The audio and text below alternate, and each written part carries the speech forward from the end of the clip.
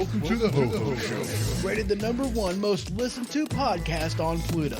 So join us now as we discuss news, politics, current events, and so much more.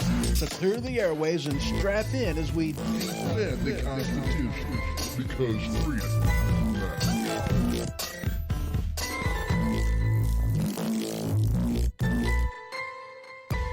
broadcasting from the Kaido Studio. Welcome to the Ho Ho Show. And as always, I'm your host, Ho Ho. How y'all's doing?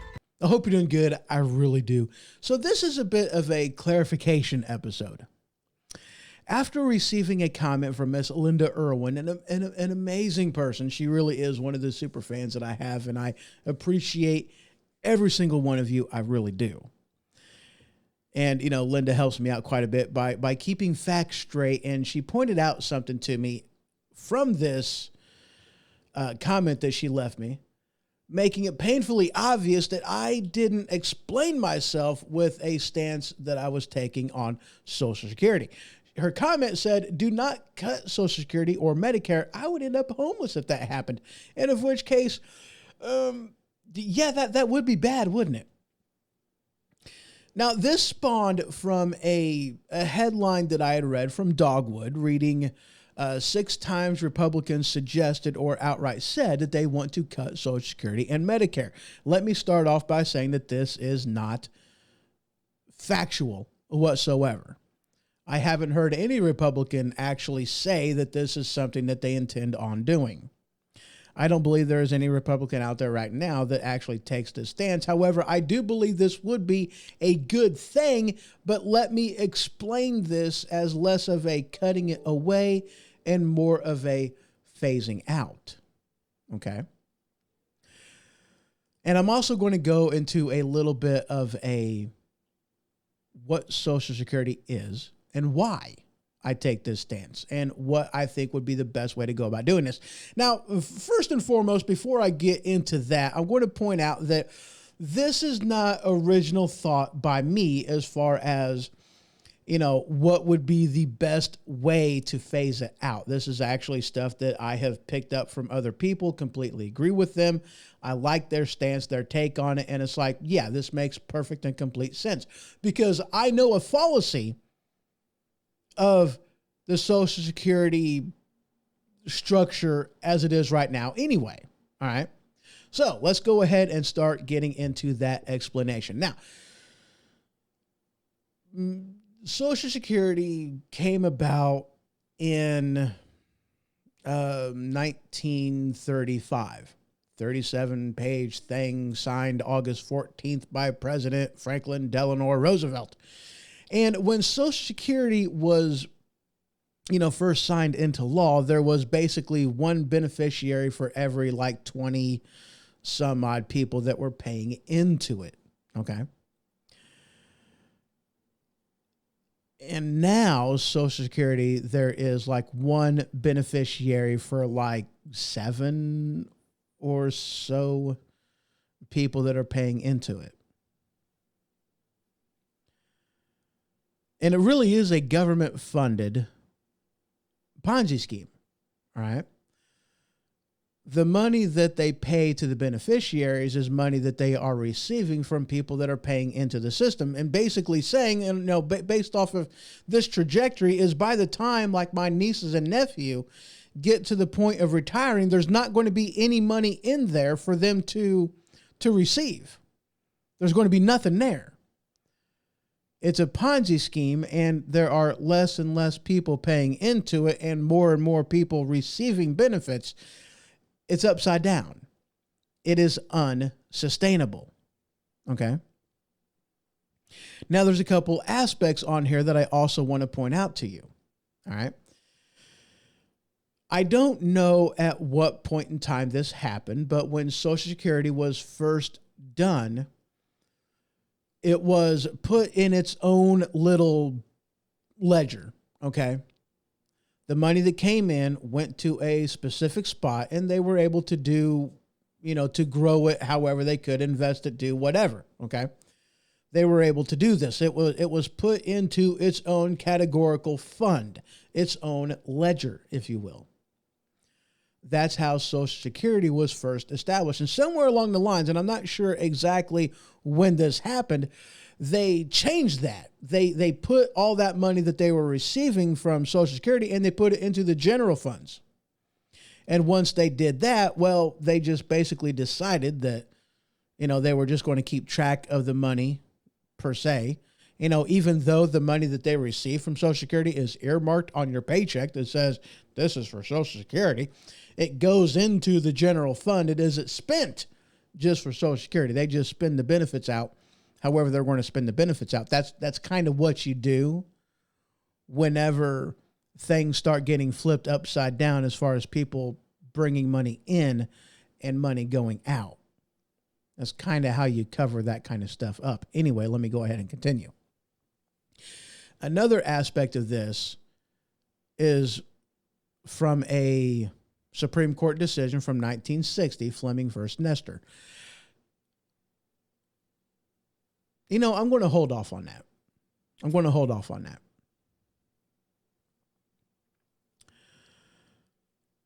First, I'm going to talk. No, I'll do that last. Okay.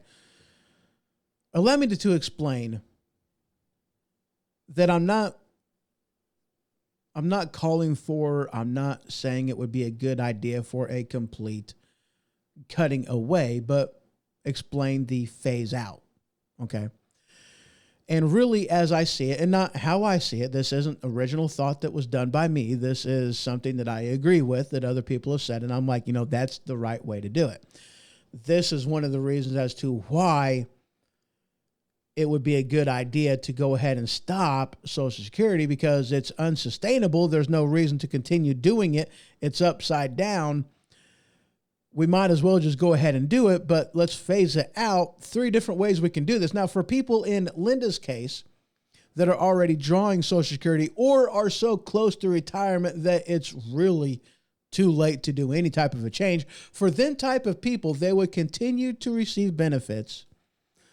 No change, no delay, no hesitation, just continue to receive benefits. Again, this is money that they've paid into their entire life. This is money that they are owed, they are due. Let's continue giving it to them.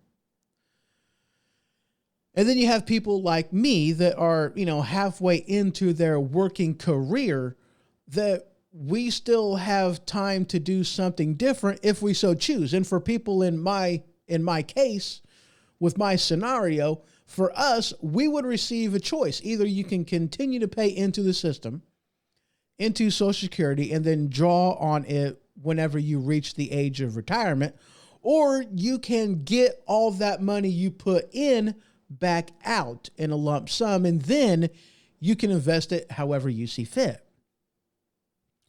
Whether that mean a 401k, whether that mean any myriad of other ways to invest your money, allow it to grow and get, the benefits of that. And then for people like my niece and nephew that have either put in a very small amount because of, not being in the workforce for that long, or haven't even entered the workforce at all, for them, they would never pay into it. Instead, they would have the benefit of keeping all of their money and investing it how they see fit. Now, I would be doing a disservice if I didn't tell you where Social Security actually, kind of why they decided to do this. Now, one, it was a definite, government decided they were going to be the nanny state, that they were our parents. They know better than we do. And that's what they're going to do. Take our money and do this because we apparently are not smart enough to do it ourselves, as in plan for our own retirement. We're not good at that kind of stuff. And of which case I get that aspect, I really do. But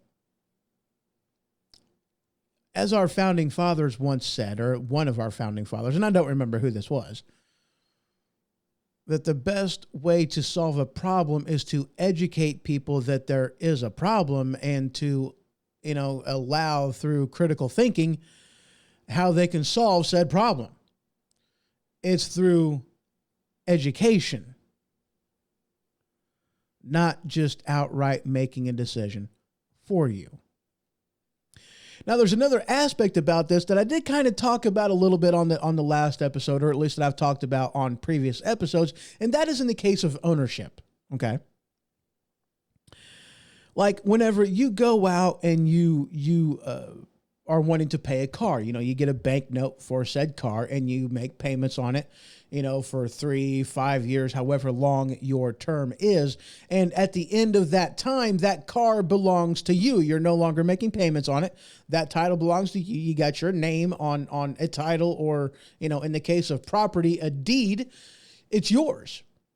You decide what happens to that car at the end of that term. If you want to do improvements on it, if you want to, give it to somebody, if you want to will it to a family member, if you want to sell it, or if you want to hold on to it, hopefully it becomes a classic and, makes you even more money to invest it like that and holding on to it for a period of time. It's your vehicle. You have that choice. The same thing goes whenever it comes to, a house. You spend the money, or you pay the note for the term. At the end of the term, that house belongs to you. You can do with it what you will. It is yours to decide what happens to it. If you want to will it, give it, donate it, rent it out, you get the money. There you go. It's yours. It belongs to you. But when you're talking government funded, like the rail, the bus, government housing, you pay into it for 5, 10, 20 years. At the end of that time, what do you have to show for it? Nothing. Nothing at all. You don't have a vehicle. You have nothing. The government takes your money. They invest it and use it how they see fit, but they are the ones who own it, not you. They do. They own it. That's how they view it. It's the abolition of private property. And the same thing goes whenever it comes to Social Security. In 1960, I started talking about this before. I paused myself because I wanted to make that very important point about ownership. In 1960, there was a landmark Supreme Court case, Fleming versus Nestor. And that ruling gave Congress the power to amend and revise the schedule of benefits. The court also ruled that recipients have no contractual right to receive payments. That means that money doesn't belong to you. Government decided that even though they forcibly take that money from you, you pay into it your entire working career, but it doesn't belong to you, and they have no obligation to give it to you. You have no right to receive it. It doesn't belong to you. So at the time of your passing, if you don't have a spouse or a child under the age of 18, what happens to that money? Well, the government just keeps it. Because as the government is concerned, that money doesn't belong to you. It belongs to the government. Again, that is another glaring example of why I really have a problem with Social Security, with government-run anything. We instead should be educating people on ways to invest, ways to grow their money, their portfolio, what have you, so that this way, whenever they reach retirement age, that they have a good nest egg, that they don't have to want for anything, that they are going to be fine. That's what we should do, educate people. Whenever it comes to aspects of finance, the education system really doesn't teach us a whole heck of a lot. We really got to do this kind of stuff on our own. Now granted, there's a lot of resources out there. There really is. But I'm going to be flat honest with you. in my 20s, in my teen years, whenever I was first joining the workforce. I mean, one, I wasn't really working for jobs that I intended on, me being a career in. I really wasn't serious about working, and I definitely wasn't even serious about retirement. I just wasn't, a reality of being young and dumb, just the reality of it. And it wasn't until I started getting into my 30s that I was like, ooh, maybe I should think about this. But that's as far as it went. And it wasn't until I got into my 40s that it was like, or at least late 30s, that I realized, wow, I am, I'm over the hill. I'm halfway through this thing now. Maybe I really should start planning for the eventuality that sometime I don't want to work anymore now. I might as well and should plan for my retirement, and I should have done this like 10, 15 years ago. And that's more or less what my thought process was. So on that aspect, I get why Social Security exists, but even still, this has to be this is a we problem. Or I'm sorry, let me rephrase this. This is a me problem. It's not a we problem. It's a me problem. I mean, yeah, it may sound cold and heartless to say something in the effect of, why should you have to pay for my dumb decision? But at the same time, how can I expect you to pay for my own stupidity? I mean, like, I knew better. I still made the choice not to. When you're young, you think you're invincible and you're just going to live forever. Once you start getting a few more years and life starts kicking you a little bit, you come to realize that, there's only two things in this life that are guaranteed. And that's death and taxes. And obviously at some point in time, everybody wants to stop working. I wanted to stop working the moment I got into the workforce. So, I don't want to continue doing this. I want to retire as early as I possibly can. I don't want to, dude, come on. Like I want to be working up until I get to 65 or even 70 years old. No, I want to retire at 50. I'm 43. That's not going to happen. But you know what? You understand what I'm saying. All right. Bottom line is, Social Security is not sustainable. It is not. The best way to go about doing this is to allow people to invest their money on their own. Stop acting like a nanny state. Let's phase it out. You can continue to draw on it if you are already drawing on it. You continue to pay into it if you are close to retirement. If you are halfway through like I am, you can have that option. Get that money back that you've already paid in, or continue to pay into it and draw on it at the time of your retirement. Or if you are in the case of my niece and nephew, that you are just beginning your working career or hasn't even joined the workforce, then you don't even pay into it at all. You keep all of your money. You decide where it is going to go. And we no longer have to worry about an unsustainable system that truly doesn't care about you, because they view that money, even though it is yours, as theirs.